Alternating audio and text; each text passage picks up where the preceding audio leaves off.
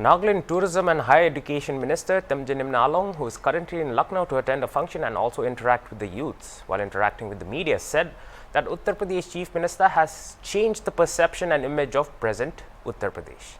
Yogi's cabinet is very focused on boosting development in the state, and also he has rid the mafia from the state.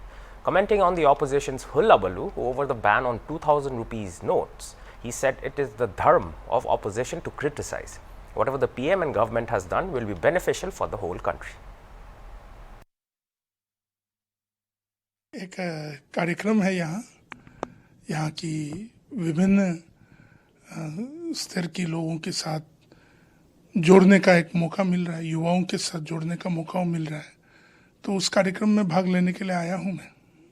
योगी का जो cabinet है, योगी जी का cabinet एक बहुत स्थिर और विकासपूर्वक कैबिनेट है। उत्तर प्रदेश में हम लोग जो बाहर के लोग हैं, जो जिस तरह देखते थे उत्तर प्रदेश को, उसकी पूरा सोच विचार को बदल दिया है। विकास का सरकार बना है और उत्तर प्रदेश में जिस गति से विकास बढ़ रहा है और जिस तरह से क्रिमिनल का विकास खत्म हो चुका है, उसके आगे वाले समय को हम लोग बहुत और दूरदृष्टिता को रखते हुए हम लोग बहुत अच्छे तरीका से हम लोग देख रहे हैं उन चीज़ों को। इसलिए तो हम भी लखनऊ में हैं, माफिया मुक्त है, खुश है, और उत्तर प्रदेश के विकास में ही इस देश के विकास है। देखो, विपक्ष के लोग, उनका धर्म है क्रिटिसाइज करना और इन तरह की बातों को प्रजा को गुमराह करने के लिए कोशिश है, मगर जो भी मोदी सरकार ने किया है उसका प्रभाव अच्छा ही होगा इस देश के लिए।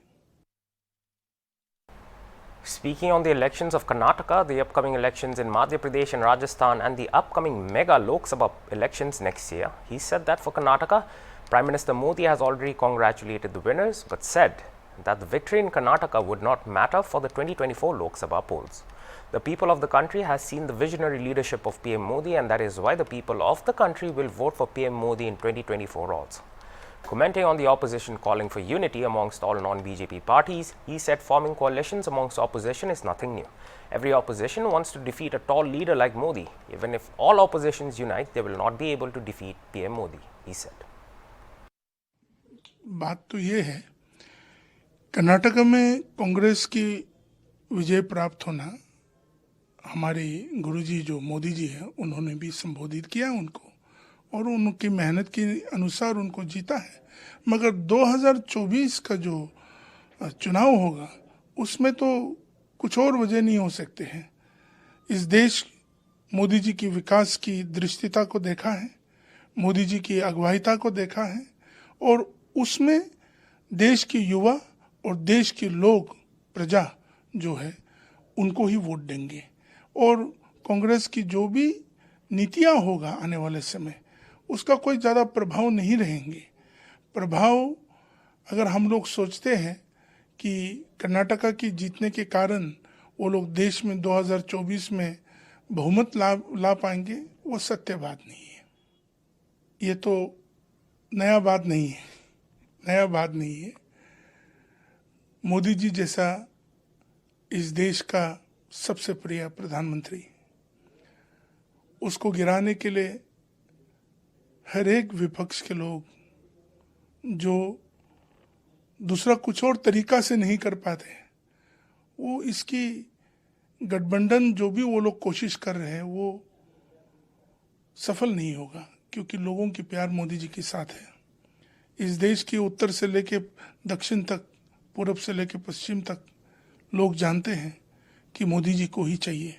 मोदी जी की अगुवाई में ही इस देश का राष्ट्रीय हित में आगे बढ़ने का, विकास में बढ़ने का और सारे दुनिया में हमारी देश की छवि को बनाने का ये मौका है और उसकी गति को बना के रखना जरूरी है।